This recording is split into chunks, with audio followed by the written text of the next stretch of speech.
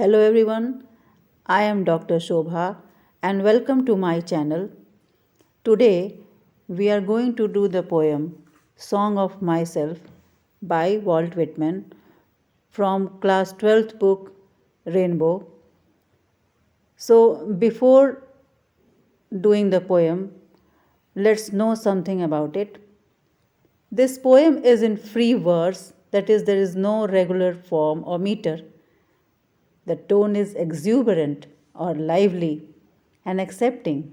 The poet rebels and rejoices life. The theme of the poem is life is a journey to uncover oneself and his identity. We have to explore ourselves. And two things are very significant in this poem: the use of language and there is vision of equality. पूरे poem में हम देखेंगे कि poet हमेशा ये बताना चाह रहे हैं कि हम सभी एक हैं. हम जब पढ़ेंगे तो ये खुद ही हम एक समान हैं, पोएट ये कहना चाहते हैं, ये देखेंगे. और narcissism and egoism is also exhibited in the poem. And let me tell you that the poem is in 52 parts, but we have to read section 1 only. So now before starting, now let's start the poem. But before starting that, let's see the introduction part. So let's start. Walt Whitman was born in 1819 and died in 1892. इनका year of birth और year of death दोनों यहाँ आप देख सकते हैं. 1819 में उनका जन्म हुआ और 1892 में उनकी डेथ हुई. उन्हें पीपल्स पोएट भी कहा जाता है and he is perhaps the most individualistic literary figure that America has ever produced. वो अपने आप में एक अलग तरह के लिखने वाले पोएट थे वो, जो अमेरिका में अभी तक हुए हैं. He began working as a carpenter before his 12th birthday. अपनी 12वीं जन्मदिन के पहले से ही वो एक बढ़ई के रूप में काम करने लगे थे और उन्होंने बहुत सारे काम किए, जैसे he also worked as a printer, teacher and editor and was volunteer nurse during the civil war. उन्होंने प्रिंटर के रूप में काम किया, टीचर पढ़ाया भी उन्होंने, संपादक के रूप में भी काम किया और स्वेच्छा से सेवा भी की सिविल वॉर के दौरान. Whitman's poetry, all of which is collected in the Leaves of Grass. Whitman का पोएट्री सारा एक कलेक्शन बना हुआ है उसका, जिसका नाम है लीव्स ऑफ ग्रास. तो उसमें उनके सारे पोएम्स हैं. Is known for its free rhymes and lack of free rhythms and lack of rhyme. उनका एक अलग खासियत है. वो जब पोएम्स लिखते थे तो उनका पोएम्स फ्री वर्स में हुआ करता था, जिसका मतलब है कि नो रेगुलर फॉर्म और मीटर. उनके पोएम्स में कोई रेगुलर फॉर्म और मीटर नहीं होता था. तो इनकी ये खासियत थी. और आगे पढ़ते हैं. Whitman first published at his own expense इन 1855. चूँकि इनका पोएम बिल्कुल अलग तरह का था तो पहले इन्हें दिक्कतें आई, परेशानियां हुई पब्लिश करवाने में. तो पहली बार इन्होंने पब्लिश कराया अपने ही खर्च पे, अपने एक्सपेंस पे 1855 में. However, the free form of poems and the joyful dedications to the importance of individual were not well received at first. और इनका पोएम जो था वो बिल्कुल ही अलग किस्म का था. सेल्फ, अपने आप को सेलिब्रेट करते हुए, अपने आप को इम्पोर्टेंस, एक इंडिविजुअल को इम्पोर्टेंस देते हुए इनके पोएम्स थे. और चूँकि फ्री वर्स में था तो इस तरह का बिल्कुल अलग होने के कारण पहले तो ये बहुत एक्सेप्टेड नहीं था लोगों के बीच में. और in fact his collection of poems cost Whitman his job और as it was taken to be obscene. और चूँकि ये पोएम जो लिखते थे तो इनका पोएम जो था वो खुद पे था, सेल्फ पे था, कॉन्सेंट्रेटेड ऑन वन सेल्फ. तो और उसमें कुछ अश्लीलता लोगों को दिखती थी जो समय के अनुसार लोगों में एक्सेप्टेबल नहीं था और इस कारण से उनको अपनी जॉब भी खोनी पड़ी. उनकी नौकरी जाती रही। और in 1881 after many editions leaves of grass finally found a publisher willing to print it uncensored. और इस तरह से बहुत ज़्यादा एक्सेप्ट नहीं हो रहा था और विटमैन को फिर, लेकिन फाइनली 1881 में इनको एक पब्लिशर मिला जो जैसा था पोयम वैसा ही छापने को तैयार हो गया। पहले तो जो भी छपा, जब भी छपा तो थोड़ा काट के, थोड़ा इधर उधर से हटा के, जो अश्लील लगता था पार्ट वो हटा के ऐसे छपता था। लेकिन लास्ट में 1881 में एक पब्लिशर एक तैयार हो गया जो कि जैसा था पोयम वैसे ही छापने के लिए तैयार था। Translation of this collection were enthusiastically received in Europe. और इसका जो इनके पोएम्स का जो ट्रांसलेशन था वो बहुत ही जोश खरोश के साथ यूरोप में बहुत ही उसका स्वागत हुआ, बहुत लोग उसको एक्सेप्ट किए, लोगों ने पढ़ा। लेकिन Whitman remained relatively unappreciated in America. लेकिन अमेरिका में जहाँ के वो थे वहाँ उनको उतनी प्रशंसा नहीं मिली। It was only after his death that he could win appreciation in America. इनको वहाँ ख्याति मिली, लोग इनको पहचान इनके पोएम्स को मिली, इनके पोएम्स की प्रशंसा हुई। लेकिन उनके मृत्यु के बाद और जब पहचान मिली तो लोग, जब पोएम की खासियत को जब लोगों ने जाना, तब इनकी पोएम्स की सराहना वहाँ हुई। For its original and innovative expression, बिल्कुल अलग तरह का नयापन था कुछ पोएम में।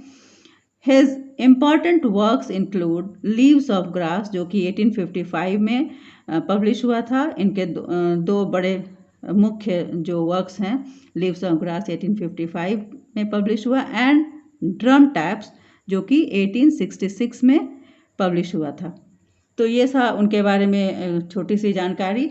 और फिर अब हम लोग पोएम स्टार्ट करते हैं। लेकिन पोएम स्टार्ट करने के पहले मैं बता दूं इनके पोएम्स के बारे में जो डिस्कस मैं पहले भी कर चुकी हूँ। इनके पोएम का जो टोन है वह एक्सूबरेंट है, मतलब बहुत लाइवली है। और ये the poet rebels and rejoices in life. वो जीवन में उनके पोएम्स को पढ़ के ऐसा लगेगा कि वो आनंद उठाते हैं, कभी किसी चीज़ से को रिबेल करते हैं और कभी वो रिजॉयस भी करते हैं, मनाते भी हैं। और उनका हर एट लास्ट हमें दिखता है कि उनका टोन जो है वो एक्सेप्टिंग है, हर चीज़ को एक्सेप्ट भी करते जाते हैं। और थीम है इस पोएम का कि life is a journey to uncover oneself and its identity. जीवन जो है वो एक यात्रा है, खुद की खोज में निकले हुए हैं हम सभी, और हम सबको अपने आप को एक्सप्लोर करना है।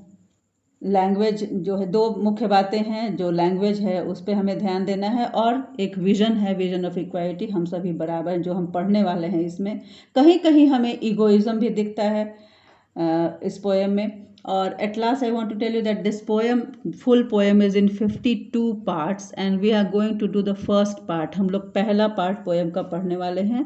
पोएम बहुत लंबा सा है, तो we will do the first part. So now let's start the poem. I hope you are understanding and enjoying. So if you like this video, please don't forget to subscribe. So let's start the poem. Song of myself. इसका मतलब ही खुद में, पहला ही जो हम heading ही देख रहे हैं, सॉन्ग ऑफ माई सेल्फ, मेरा गीत, मेरे ऊपर मैंने, मतलब मैं अपने ऊपर गीत गाया हूँ, वो अपने आप को मैं गा रहा हूँ। I celebrate myself and sing myself and what I assume you shall assume, for every atom belonging to me as good belongs to you. Poet कहता है कि मैं तो मैं हूँ, मैं ही हूँ और कुछ भी नहीं है। मैं खुद को सेलिब्रेट करता हूँ, मैं खुद को मनाता हूँ, एक त्यौहार के रूप में मनाता हूँ। मैं खुद को सेलिब्रेट करता हूँ और खुद का ही गीत गाता हूँ। यानी पोएट जो है वो खुद में ही रमा हुआ है, डूबा हुआ है। खुद को वो इतना इम्पोर्टेंस देता है कि उसे किसी और से कोई मतलब नहीं है। वो खुद को सेलिब्रेट करता है, मनाता है, खुशी मनाता है और अपना ही गीत गाते रहता है। And what I assume you shall assume, और मैं जो मानता हूँ, अज्यूम करता हूँ, तुम्हें भी अज्यूम करना चाहिए। For every atom belonging to me as good belongs to you, क्योंकि मेरे अंदर जो भी है, मैं जिस कण कण से बना हुआ हूँ, मेरे जो भी एटम कण कण जो है हमारे अंदर है, मेरे अंदर है, वो तुम्हारे भी अंदर है। मैं और तुम बराबर हैं, मैं और तुम एक ही हैं। तो पोएट क्या बोल रहा है? आई सेलिब्रेट माई सेल्फ, मैं खुद को सेलिब्रेट करता हूँ, एंड सिंग माई सेल्फ, और खुद को ही गाता हूँ, and what I assume you shall assume, मैं जो अज्यूम करता हूँ, मानता हूँ, वो तुम्हें भी वही चीज़ मानना चाहिए, तुम्हें भी वही चीज़ समझना चाहिए। फॉर एवरी एटम, एक एक कण जो मुझे बिलोंग करता है, मुझ में है, as good belongs to you, वो तुम्हें भी, तुम भी उसी चीज़ के बने हुए हो। वो एक एक कण जिस तरह का मैं हूँ, तुम भी उसी तरह के हो, तो हम दोनों बराबर हैं, हम दोनों एक ही हैं, हम में कोई भिन्नता नहीं है, हम समान ही हैं। फिर आगे हम लोग बढ़ते हैं।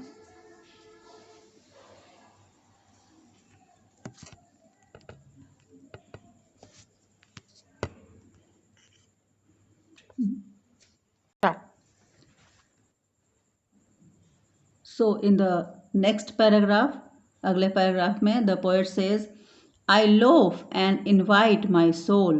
loaf का मतलब होता है wander, wander का मतलब इधर उधर भटकना, aimlessly ऐसे ही भटकना।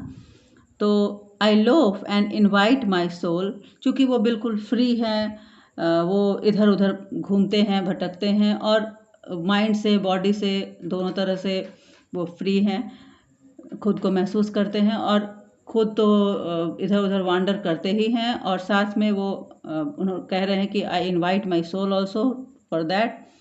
और ऐसा माना जाता है कि ही वॉज वेरी लेजी, तो हर वक्त आइलीन, वो आराम करना ज़्यादा पसंद करते थे, कहीं भी जाके, पार्क में या कहीं भी। तो I lean and loaf at my ease observing a spear of summer grass.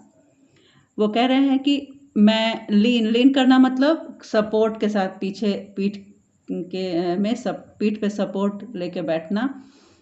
And I lean and loaf at my ease, मैं आराम से कभी लीन करता हूँ, कभी लोफ यानी इधर उधर घूमता हूँ, जब जहाँ मुझे सहूलियत होती है, at my ease observing a spear of summer grass.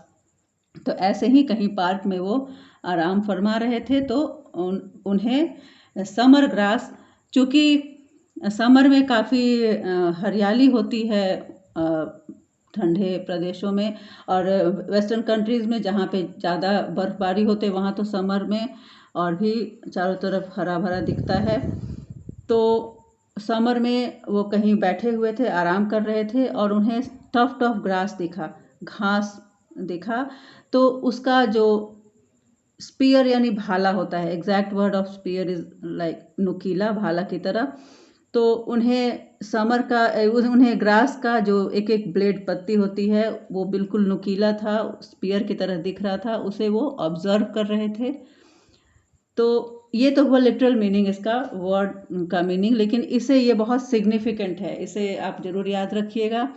ये बहुत सिग्निफिकेंट है यहाँ इस मामले में कि जिस तरह से स्पीयर ग्रास, समर ग्रास जो है, वो बिल्कुल हर जगह, कहीं भी हम देखेंगे तो घास तो हमें हर जगह दिख जाती है, तो घास बहुत ही ईजिली अवेलेबल और ईजिली व्यूएबल होता है। तो उसी तरह से ये कह रहे हैं कि आगे के लाइंस में हमें और समझ में आएगा कि वो एक अमेरिकन हैं, और हर जगह उनको, लोगों को उनके होने का एहसास दिखेगा, जैसे, क्योंकि वो खुद को एंजॉय करते हैं, खुद को सेलिब्रेट करते हैं, और एक अपना आइडेंटिटी, अपना अलग खुद को पहचान, खुद का समझते हैं। तो जिस तरह घास जो है वो हर किसी के नज़र में होता है, तो ये भी खुद को उसी तरह से मानते हैं कि ये भी अलग नहीं है, बिल्कुल आम लोगों में से ही एक हैं, और उनमें उनके तरह ही समाये हुए हैं, सभी जगह आराम से लोगों को ऑब्जर्व, मतलब लोगों को दिख सकेंगे और दिखते हैं। तो और एक डेमोक्रेटिक फीलिंग है, ये अमेरिका का डेमोक्रेटिक फीलिंग के लिए भी ये समर ग्रास यूज़ किया हुआ है। My tongue, every atom of my blood formed from this soil, this air, born here of parents, born here from parents the same and their parents the same. ये कह रहे हैं कि मेरा टंग, मेरा every atom of my blood, मेरा खून का एक एक कतरा is form from this soil, यहाँ की मिट्टी से, यहाँ की हवा से मेरा शरीर का एक एक कण, एक एक पार्ट मेरा शरीर का बना हुआ है, इसी धरती से, इसी मिट्टी से, इसी यहाँ की हवा से मैं पूरा बना हुआ हूँ, मैं हूँ। मैं यहाँ बॉर्न हियर ऑफ पेरेंट्स, मैं यहाँ ही, यहाँ के जो सिटीजन्स थे मेरे पेरेंट्स, उनसे ही मेरा जन्म हुआ है, और वो भी, उनके पेरेंट्स भी यहीं के थे और उनके पेरेंट्स भी यहीं के थे। तो मैं यानी कि पूरी तरह से यहीं का हूँ, यहीं यानी अमेरिका का हूँ। मैं यहाँ थर्ड जनरेशन हूँ। तो कोई भी ये नहीं कह सकता है कि मैं यहाँ का नहीं हूँ, क्योंकि वो उस वक्त उनका जो मेंटालिटी था, वो अपने तरह का एक अलग तरह का जो पोएम लिख रहे थे, और लोगों में उन्हें एक्सेप्ट लोग नहीं कर रहे थे। तो एक भावना, एक दूसरे तरह का फीलिंग उनके अंदर था। वो इसलिए एम्फेसाइज करते हैं, जोर देते हैं कि मैं अमेरिकन ही हूँ। मेरे पेरेंट्स, मेरे दादा परदादा, यहाँ तो हम लोग 3 जनरेशन्स देख रहे हैं, तो सभी यहीं के थे। एक एक कतरा, हमारा शरीर का एक एक कतरा जो है वो अमेरिका के ही मिट्टी और हवा पानी से बना हुआ है। और इसी संदर्भ में अब मैं फिर से बता दूं कि यहाँ समर ग्रास का जिक्र हुआ है। समर ग्रास इसलिए क्योंकि वो इजीली अवेलेबल है, हर जगह अपना पकड़ बनाए हुए होता है, और कोई पौधा हो ना हो, उगे ना उगे, घास तो हमें हर जगह दिख ही जाता है। तो born here of parents, born here from parents the same and their parents the same, यानी मेरे पेरेंट्स, उनके पेरेंट्स और उनके भी पेरेंट्स सभी यहीं अमेरिका के ही थे। तो मैं भी पूरी तरह से अमेरिकन हूँ। I now 37 years old in perfect health begin hoping to seize not till death। और अभी मैं 37 ईयर्स का हूँ, 37 साल का हूँ, और पूरी तरह से स्वस्थ हूँ, और आशा करता हूँ कि मैं इसी तरह से रहूँगा जब तक मेरी मृत्यु नहीं होती। मैं जब मरते दम तक मैं इसी तरह स्वस्थ रहूँगा और बिल्कुल फिट रहूँगा। ये इससे हमें मालूम चलता है कि ये बहुत यंग एज में ऐसा पोएट्री लिख रहे हैं, ऐसा नहीं था। जैसे कि 19-20 ईयर्स में किड्स वगैरह का हम लोग पढ़ते हैं कि वो बहुत यंग एज के पोएट वो लोग हो गए थे। तो ये बोल रहे हैं कि मैं 37 ईयर्स का हूँ, बिल्कुल फिट एंड फाइन हूँ, और आशा करता हूँ कि मरते दम तक ऐसा ही रहूँगा। नेक्स्ट पैरा हम लोग देखते हैं फिर। So in the next paragraph, coming lines, we see that creeds and schools in abeyance, retiring back a while, sufficed at what they are, but never forgotten. I harbor for good or bad, I permit to speak at every hazard, nature without check with original energy. Poet कह रहे हैं कि creeds and schools, creeds मतलब है धार्मिक विचारधारा, and schools in एबेंस, school भी धार्मिक विचारधारा जो है, और जो हम अभी तक पढ़ते आए हैं, समझते आए हैं, लोगों से सीखते आए हैं, उसे हम चलिए कुछ देर के लिए अलग हटा देते हैं, भुला देते हैं। रिटायरिंग बैक अ वाइल, कुछ समय के लिए, फिर हम वापस आते हैं। while sufficed at what they are but never forgotten, because ये जो धार्मिक, मैं ऐसा नहीं कह रहा हूँ कि हमें अपने धर्म को, अपने ज्ञान को, सबको छोड़ देना है, नहीं, कुछ समय के लिए छोड़ दीजिए। Retiring back a while, sufficed at what they are, क्योंकि हम जानते हैं, मैं जानता हूँ कि वो बिल्कुल सफिशिएंट हैं, इतना कुछ है, हम लोगों ने इतना कुछ देखा है, सीखा है अपने जीवन में, कि बहुत वो सफिशिएंट है जो भी है। लेकिन फिर भी कुछ देर के लिए उन्हें हम भूल जाते हैं। हालांकि उन्हें हम कभी भूल नहीं सकते हमेशा के लिए, कुछ समय के लिए अगर हम रुक जाते हैं, भूल जाते हैं। आई हार्बर गुड और bad, I permit to speak at every hazard, क्योंकि हम बहुत सारा जो ऐसा होता है हमारे समाज में विचार, और लोगों जो मान्यता वगैरह, तो हम कभी कभी क्या होता है कि बहुत कुछ नहीं बोल पाते हैं, बहुत कुछ नहीं सोच समझ पाते हैं। तो अभी पोएट बोल रहे हैं कि जो भी है धार्मिक विचारधारा है, जो हमारा जो भी मन में जो भी हम पढ़े हैं या समझे हैं अभी तक, उसे कुछ समय के लिए रोक देते हैं। अगर रिटायरिंग बैक अ वाइल, कुछ समय के लिए, फिर हम वापस आ जाएंगे उस पर, क्योंकि हम हमेशा के तो भूल नहीं सकते हैं। और आई हार्बर गुड फॉर गुड और बैड, मुझे यकीन है, मैं बिलीव करता हूँ, और या मेरे अंदर वो क्षमता है कि मैं किसी भी परिस्थिति में, चाहे वो अच्छा हो या बुरा हो, किसी भी परिस्थिति में मैं झेल सकता हूँ उस परिस्थिति को। I permit to speak at every hazard, और मैं किसी भी मुसीबत में, किसी भी परेशानी में मैं बोल सकता हूँ, मैं हिम्मत रखता हूँ, मैं इतना सक्षम हूँ कि हर तरह के सिचुएशन को मैं झेल सकता हूँ, चाहे वो अच्छा सिचुएशन हो या बुरा हो। क्योंकि अगर बुरा आए तो भी तभी हमें अच्छाई का महत्व समझ में आता है। जैसे कि रात होता है तभी हम दिन के बारे में, दिन का इम्पोर्टेंस जानते हैं, अंधेरा होता है तभी उजाला का महत्व है। उसी तरह से अगर बुरा है तो है, अच्छा तो है ही, अच्छा तो हम जानते ही हैं, होगा ही, हम सब चीज़ के लिए तैयार हैं। I permit to speak at every hazard, हर मुसीबत, हर परेशानी में मैं तैयार हूँ बोलने को। ऐसा नहीं है कि मैं डर गया हूँ, मैं रुक जाऊँगा। Nature without check with original energy, और जिस तरह की नेचर जो है, प्रकृति है, वो हमेशा अपना काम निरंतर करते रहती है, बिना कोई रोकथाम के, चेक यानी रोकथाम के। अपना जो ओरिजिनल एनर्जी है, चाहे कोई भी कुछ कितना भी उसके साथ उसको रोकने का कोशिश करे या बंद, ऐसा नहीं होगा कि जो प्रकृति अपना जो काम है वो कभी रोक दे किसी के लिए या किसी कारणवश। अगर दिन हुआ है तो रात होना ही है, रात हुआ है तो फिर अगला सुबह होना ही है। इस तरह से जिस तरह से सूरज अपना काम करते जाता है, या नदी है वो उसका काम बहना है, वो बहते ही जाती है, या जो भी है। तो इस तरह से अगर नेचर जिस तरह से अपना ओरिजिनल एनर्जी बिना रुके हुए यूज़ करते हुए आगे बढ़ते जाता है, उसी तरह से या समय बुरा हो या अच्छा हो, मैं किसी भी परिस्थिति में रुकने वाला नहीं हूँ।